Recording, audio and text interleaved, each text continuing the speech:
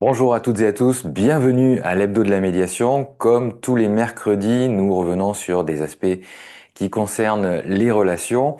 Et depuis le mois de septembre, vous avez remarqué qu'on s'attarde sur les idées reçues. Et aujourd'hui, dans les idées reçues, on va prendre un dicton que vous entendez souvent, qui peut être source de questionnement. Est-ce que c'est une réalité ou pas? C'est ce qu'on va voir. Bienvenue à toutes et à tous. C'est aujourd'hui le dicton, alors je me Et rappelle plus les apparences, Jérôme, sont sont, trompeuses. sont trompeuses. Tu vois, comme quoi on pourrait croire que là, pour l'instant, tu le fais exprès. Tu vois, les apparences sont trompeuses. Alors dans ce cas, peut-être que on pourrait regarder justement la réalité de ça. Est-ce que cette maxime, ce dicton, correspond à la réalité? Est-ce que systématiquement les apparences sont trompeuses? Et est-ce que cette phrase, quand on la prend comme une norme, quelles conséquences ça peut avoir, autant dans la relation à soi et aux autres, et dans la relation au monde finalement? Comment on rétablit la réalité sans se focaliser sur un aspect qui peut faire intervenir le fatalisme fonctionnel? On va en parler de ces aspects-là. Et Jean-Louis, bien sûr, bienvenue, merci, pas bienvenue, mais merci d'être là encore une fois. Et on va On fait échanger équipe, sur... hein, on fait équipe, hein, c'est plus une apparence, hein, c'est une réalité. On fait équipe depuis 2 ans maintenant, hein, ça fait quand même un sacré moment qu'on fait des émissions tous les deux, tous les mercredis, sagement, sagement. 3 ans! Ça 3 fait ans! 3 ans en janvier, Oui, oui. oui, c'est vrai. C'est vrai qu'on donne matière à réfléchir, hein. Et donc, on voit que on est visité. On a à peu près combien? 4 000 personnes qui sont abonnées chez nous? On arrive à 5000, là, il en manque quelques-uns pour arriver aux 5000. Ouais, mais les apparences sont C'est trompeuses pas mal. parce qu'en fait, tu vois, oui, c'est vrai, on a 5 000 peut-être bientôt, mais si les gens s'intéressent de plus en plus, eh bien, les apparences pourraient être tout autres, hein. C'est que pour l'instant, on pourrait croire que ça fait pas beaucoup, parce que avec le temps qu'on y consacre, ça fait, si on dit, bah, ça fait en moyenne, si ça fait 3 ans, hein, ça fait 1500 personnes à peu près par an. Eh bien non, c'est vrai qu'il y a beaucoup de gens qui viennent et qui nous en parlent et qui se disent: «Ah, mais heureusement que vous avez Mediator.tv parce que c'est vraiment sympa.» Comme quoi, ben, on continue, ça nous encourage. Mais en réalité, en réalité, c'est pas tellement, ces apparences sont trompeuses parce que c'est pas tellement ce que disent les gens qui nous motivent, hein. C'est ce qu'on fait qui nous plaît, hein. Donc c'est ça avant. Donc c'est parce que ça nous plaît qu'on le fait. Si ça ne nous plaisait pas, ben, même si on avait vachement de succès, eh ben, on ne le ferait pas. Voilà. C'est ça hein, les apparences sont trompeuses, hein. C'est quand C'est même. vrai que c'est trompeur. C'est Mm. trompeur. Et on pourrait aussi aller sur des axes qui sont souvent dits. On dit que le langage non verbal en dit Ah, plus que le langage verbal. Alors ça, c'est vraiment une apparence en soi, c'est-à-dire les micro-expressions du visage, par exemple, ou les comportements croiser les qu'on peut bras. avoir, croiser les bras, les postures, cliquer sur son crayon. Alors, j'en ai pas là. Si, j'en ai un sous les yeux. Faire comme ça. Est-ce que c'est parce que ce que l'autre est en train de dire Se est gratter la total, tempe. Je réfléchis. Attends, je réfléchis. alors que peut-être, en fait, ça te démangeait tout simplement. Ça Donc, peut. voilà. Les apparences sont trompeuses, peut-être. Mais en tout cas, dans ces circonstances-là, si on en reste à l'apparence et si on y attribue une intentionnalité derrière, évidemment qu'il y a des possibilités pour que déjà on tombe complètement à côté de la plaque. Oui, parce qu'en fait, les apparences, et c'est vraiment quand on a des énoncés comme cela, eh bien, très souvent, c'est parce qu'on veut avoir raison, on a une expérience de vie et on fait de la généralisation, c'est-à-dire que ça repose sur des certitudes, hein. C'est pas des croyances, ça peut être sur des convictions. On fait un raisonnement. Alors comment? Ben, on fait un raisonnement avec des statistiques. Les apparences sont trompeuses, c'est qu'en fait, sur le plan statistique, on se dit, bah, en fait, il y a un certain nombre de personnes qui font ça, et donc on va tirer la conclusion que toutes les personnes qui font ça, ça veut dire que. Hein. Donc, tu vois, tu as, comme ça, je me souviens, tu vois, tu vois des gens qui font la queue devant un magasin, mais en fait, il y a des gens qui font la queue parce qu'ils font la queue, hein. Et en fait, quand ils arrivent devant le vendeur, ils savent plus quoi acheter. Hein. Ils sont rentrés dans l'apparence. Mais il y a combien de personnes qui se font tromper comme ça par le jeu des apparences, par le jeu de la norme, hein, de ce qui est normal. Hein. Quand je dis qu'il y a des gens qui font la queue parce qu'ils font la queue, vous pourrez croire que c'est pas vrai, mais justement, ce qui est très étonnant, c'est que c'est la réalité. Il y a des gens qui prennent un pli parce que les autres ont pris ce pli. Et ils prennent le rythme de tout le monde. Mais tout le monde ne fait pas ça. Et c'est ça qui est trompeur. C'est que tout le monde ne le fait pas. Donc, mais par contre, on en a fait une science. Et la science statistique, c'est terrible. C'est-à-dire que tous les gens, par exemple, qui ont plus de 65 ans, sont à risque de. Au nom de quoi? Ben, au nom des stats. Donc, si on a 65 ans, ben, il faut qu'on réponde à un questionnaire. Et si on ne répond pas à ce questionnaire, eh bien, ça ne va pas, parce qu'on n'alimente pas les statistiques. Et donc, on ne rentre pas dans la norme. Et donc, on ne va pas accepter un certain nombre de choses. Donc, je fais partie, bien évidemment, de ceux qui sont récalcitrants. Et donc, est-ce que c'est pour contrarier les autres? Non, les apparences sont trompeuses. Je ne veux contrarier personne, je veux seulement piloter ma vie. Donc, et il y a des personnes qui, comme tu le disais, hein, Jérôme, qui prêtent des intentions parce que dans les apparences sont trompeuses, tout de suite, il y a le jeu du prêt d'intention. Et ça se matérialise assez facilement en fait. Imaginez que 3 fois sur 4, vous avez rencontré une situation dans laquelle, quand lors de la réunion tous les lundis matins avec votre équipe, il y a 3 fois sur 4, quand la personne s'amuse avec son crayon, c'est parce qu'en fait ce que vous dites ne l'intéresse pas. Et c'est parce que tu veux m'agacer. Et c'est parce que je veux t'agacer. Eh bien, vous en tirez une conclusion qui est, de toute façon, quasiment dans tous les cas, si je vois quelqu'un qui fait ça avec son crayon, c'est qu'en fait, je l'emmerde. Et là, on commence à partir sur des aspects qui sont non plus de l'ordre de la rationalité, mais en fait, on établit une norme par rapport à des situations déjà vécues et on généralise en disant, ben, à chaque fois que je vais rencontrer ça, ça veut dire ça. Et je vais prêter cette intention à l'autre, alors même que c'est absolument pas ça. Je connais des personnes qui s'amusent avec ce stylo simplement parce que je ne sais pas comment, ça leur permet de réfléchir en même temps. Ça les aide à la réflexion.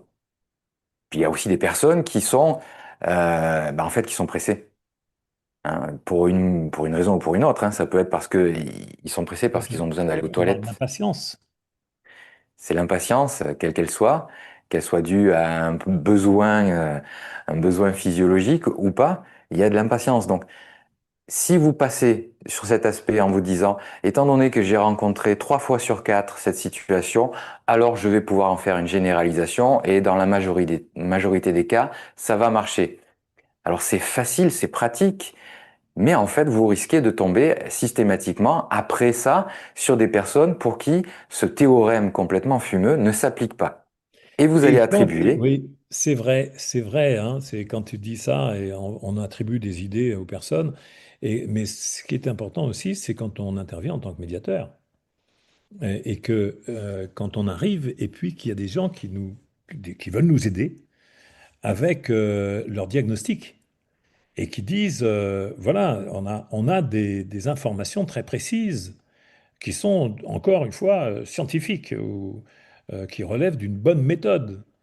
Et donc, on a tous les scientifiques qui sont passés par là, enfin tous les scientifiques, les médecins, psychologues, qui sont passés par la case j'ai observé cette situation, et je peux vous dire que telle personne, eh bien, elle présente quand même des caractéristiques de pervers. Hein. C'est quand même. Donc, je vous en informe, méfiez-vous, hein, parce que c'est un grand manipulateur ou c'est une grande manipulatrice. Et donc, on intervient, et puis attention, on est déjà, on devrait déjà se méfier parce que la personne qui va nous accueillir avec le sourire, attention, les apparences sont trompeuses. Et voilà que on doit se méfier. Hein, c'est ça, on doit se méfier de l'autre.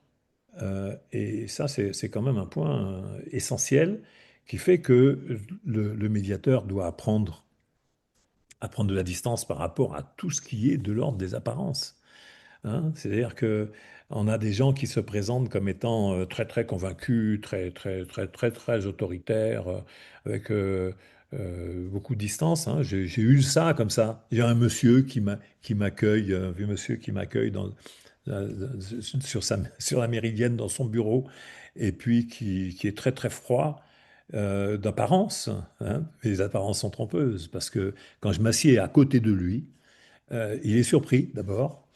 Et puis après, quand j'établis la discussion sur des choses une surprise de discussion, eh bien, en l'espace d'exactement même pas 30 secondes, eh bien, le personnage qui avait une apparence n'était pas du tout réfractaire à toutes les discussions possibles, seulement jusqu'à maintenant, il avait rencontré personne avec qui discuter des choses qui lui paraissaient être essentielles et que les autres n'osaient pas franchir cette apparence trompeuse de la personne qui est inaccessible.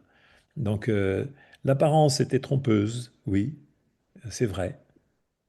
Alors c'est intéressant justement de pouvoir faire cette distinction. Il y a des fois des situations où l'apparence peut être trompeuse et il y a des fois où les apparences ne sont pas trompeuses. Oui, oui. Donc ce qui est important finalement, c'est pas est-ce que la maxime est vraie? En fait, c'est qu'est-ce qu'on fait de cette maxime? Quel est l'héritage qu'on prend et celui qu'on va laisser? Est-ce que on va prendre ça comme un dogme et appliquer la sentence, les apparences sont trompeuses, ou au contraire, est-ce qu'on va réinterroger ce que l'on a devant soi de manière à clarifier, de manière à aller vers un doute rationnel? Parce qu'effectivement, si je reprends l'exemple de celui qui s'amuse avec son stylo, étant donné qu'on ne peut pas en tirer des conclusions, c'est-à-dire qu'on ne peut pas ni prêter d'intention, ni juger ce qui est en train de se passer, eh bien la seule solution qui reste, c'est de pouvoir échanger sur cette situation. Sans lui dire, bon, je vois que tu es pressé, donc on va rapidement finir. C'est plutôt, je vois qu'en fait, tu as besoin d'utiliser ton stylo et à le faire cliquer. Ce qui a comme conséquence, en tout cas, qu'il y a un bruit parasite. Et peut-être que pour moi, ça devient un peu pénible. Tu peux peut-être me dire la raison pour laquelle tu as besoin de faire cliquer ton stylo. Et là, vous voyez bien que on réinterroge l'apparence, mais pas en donnant un jugement, en prêtant une intention à l'autre, mais bien en interrogeant la réalité de ce qui est en train de se passer, de manière à pouvoir avoir un échange qui sera constructif, contributif, et non Mm. plus sur le règne des apparences et la potentielle dégradation de la relation. Si je dis à la personne, je vois que tu es pressé, mais si tu veux, tu peux partir, c'est pas la même chose que tu utilises ton stylo, et ça a une conséquence, c'est que le bruit devient pénible, M'indispose.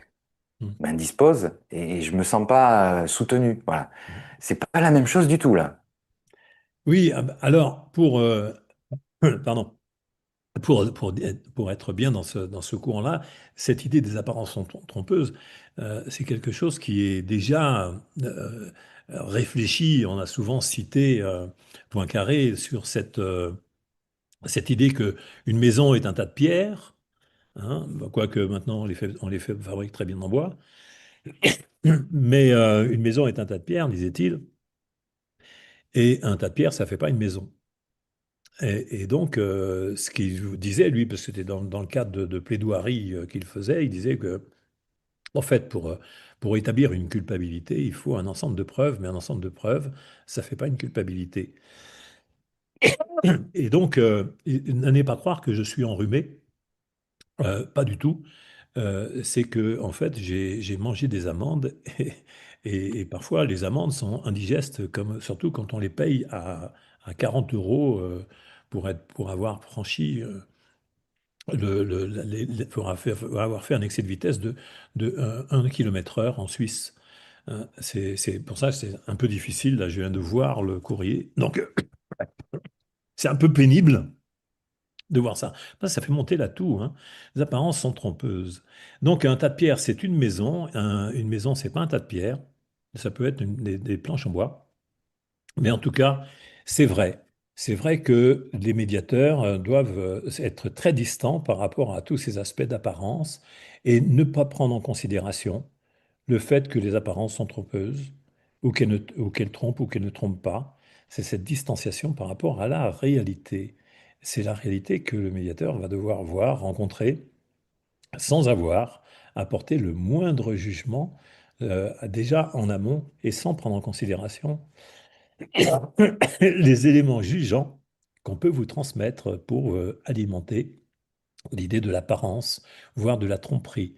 Sachez une chose, c'est que la mauvaise foi, par exemple, qui est souvent déclarée dans le monde de la médiation comme étant quelque chose de pas normal, les gens doivent arriver de bonne foi en médiation. C'est ce qui est dit dans dans les courants confessionnels et courants en fait traditionnels de la médiation.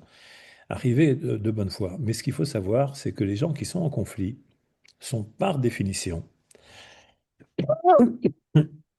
des bons utilisateurs de la mauvaise foi. Sinon, il n'y aurait pas de conflit. Donc les apparences sont trompeuses. Les gens qui sont en conflit sont nécessairement de mauvaise foi.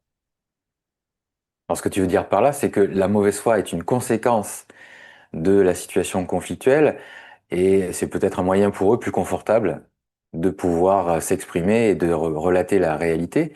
Mais c'est pas en fait la mauvaise foi en tant que telle qui va faire le résultat de la médiation. Bien sûr. Je peux vous renvoyer à l'émission de la semaine dernière sur la médiation est un échec, à qui la faute.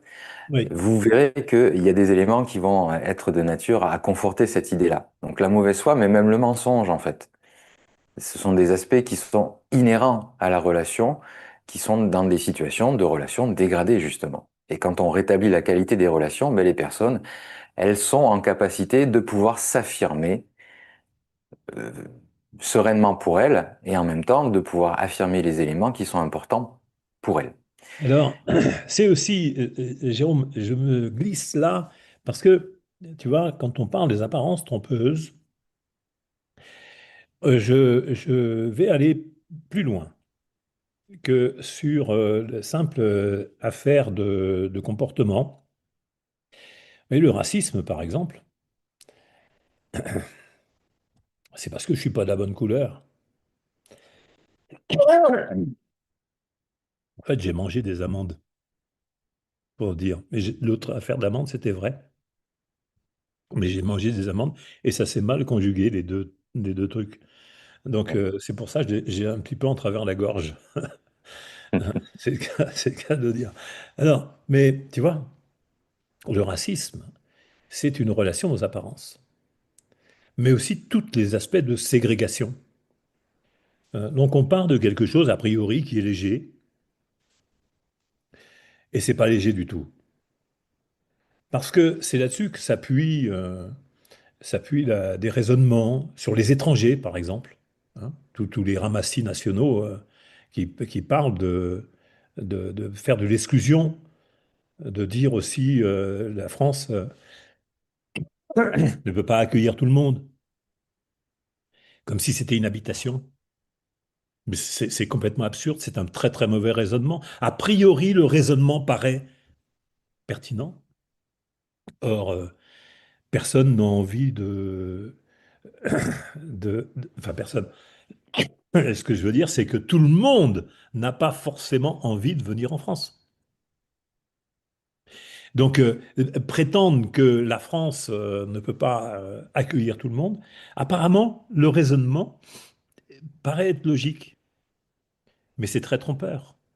Parce qu'il part d'un postulat de généralité, qui est que toute la misère du monde pourrait avoir envie de venir en France. Et derrière ça, eh bien, en fait, il y a un très mauvais raisonnement. Il y a, comment tu crois que ce pays-là, dans lequel tu es né, que tu n'as pas choisi, eh bien, comment il s'est enrichi? Et comment il continue de s'enrichir? Donc, oui, c'est vrai que le raisonnement peut paraître être pertinent, mais en fait, il fabrique de l'exclusion. La relation aux autres, elle peut paraître pertinente, et puis en fait, c'est très trompeur, c'est du racisme. Ça peut être de l'exclusion, ça peut être de la ségrégation, ça peut être du sexisme. Voilà. Et c'est pas seulement l'apparence physique dont on veut parler ici, c'est l'apparence du raisonnement. L'apparence du raisonnement qui est trompeur, qui peut paraître être tellement logique. Et regardez combien dans les discours politiques, c'est le cas. Quand on arrive dans une entreprise, eh bien, on est confronté aussi à ça. Par exemple, une personne dit, mais la meilleure des solutions, c'est de prendre une sanction. Pourquoi? Ben parce que, les gens ne comprennent que ça, la sanction. Voilà, c'est une généralisation. Eh bien, si vous voulez, il y a des gens que tu peux punir X fois, c'est jamais exemplaire. C'est comme la peine de mort. C'est pas exemplaire. Les apparences sont trompeuses. On va se dire, mais attention, hein, ça fait peur, hein. Un coup de guillotine, ben ouais, ben c'est irrémédiable d'abord. Et puis en plus de ça, les apparences sont trompeuses parce que ça a été appliqué pendant des siècles et des siècles et des siècles. Eh ben, ça n'a jamais empêché les gens de faire des crimes, hein.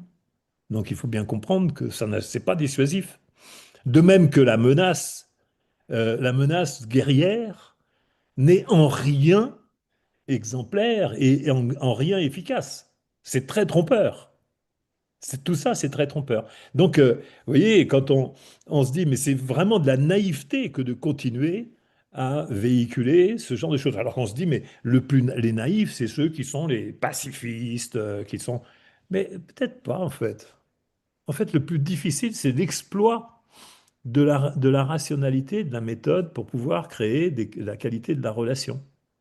Ça, Ah, c'est ça, c'est un défi. C'est un défi que tu es en train de un lancer vrai à tous défi. ceux qui nous regardent. Oui, c'est un vrai défi. Et c'est un vrai défi. Et donc, tenez-vous-en à cela. Dites-vous bien que la facilité, vraiment, c'est très trompeur. Mais la facilité, c'est de poursuivre et de maintenir des postures d'adversité, des postures de conflictualité. Contrairement à tout ce que disent les gens, c'est pas facile ce que je vais faire, la décision que je vais prendre. Hein? Décision que je vais prendre, de prendre une décision pour combattre l'autre. Oui, mais d'abord, tu vas pas y aller, hein, toi qui prends la décision. Donc, c'est une décision facile. C'est une décision qu'on pourrait même qualifier d'un peu lâche. Hein? Va, va, allez, on peut se lâcher un peu, hein, parce que c'est vrai, parce que les apparences sont trompeuses. La personne qui prétend prendre une décision difficile au dépend de la vie des autres, en fait, il prend une décision très facile. Voilà ce que je pouvais avoir à dire concernant ce sujet. Et pour moi, je vous invite non pas à méditer sur le sujet, mais à bien regarder quand vous vous faites tromper par les apparences, non pas seulement physiques, non pas par les attitudes, mais par les raisonnements. Bonne Merci continuation. Jean-Louis. Alors, il y a aussi l'aspect, on l'a évoqué, hein, mais j'avais besoin de le rappeler, c'est qu'en fait, le plus trompeur, c'est de se fier à des maximes et de le prendre pour argent comptant. Ce à quoi on vous appelle, c'est à la réflexion, c'est à l'interrogation de ce que vous pensez être évident. C'est le fait de pouvoir regarder rationnellement une situation et en tirer des conclusions logiques, avec un doute rationnel, certes, mais ne vous laissez pas embarquer par le préconçu, le prêt à penser et le prêt à digérer, voire plus bas. Merci à toutes et à tous. On vous donne rendez-vous la semaine prochaine, mercredi à 12h30 pour une nouvelle émission de l'Hebdo de la médiation. Je vous invite à voir et à revoir les émissions en replay sur mediator.tv et Et à à nous regarder écouter. Préventica, à regarder nos émissions sur Préventica, parce que hier, on était sur Préventica quand même. Alors hier, on était sur Preventica et si vous l'avez loupé, eh bien, n'ayez pas peur puisque tous les replays de de ces webinaires Préventica sont disponibles sur le site de Préventica et le prochain webinaire aura lieu le premier mardi de décembre sur la transmission, les Le successions, que ce patrimoine, soit le transmission. patrimoine public, entreprise, dans la famille. Cette émission, ce webinaire, donc, c'est en décembre et la semaine prochaine, une nouvelle émission de la médiation. Merci à toutes et à tous. Bonne semaine. Salut.